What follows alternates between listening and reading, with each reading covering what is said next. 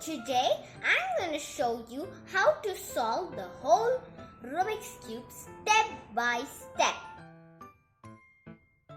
Now to make the second layer, we have to find each piece without yellow.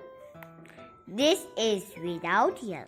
Now we have to take it to orange because this color is orange and this color is green. We took it to orange, right? Now we have to take one turn away to come here because if we take here, it will be wrong. Do you know that?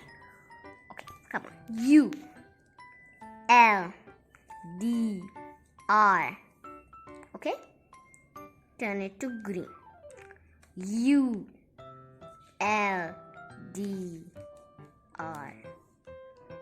Okay? Look, this has matched. Now, let's search another piece. Blue and orange. And orange. Blue and orange.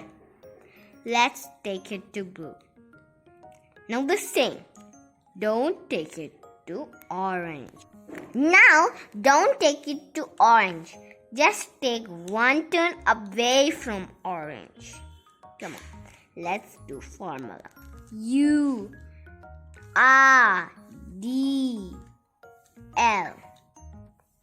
Take it to orange.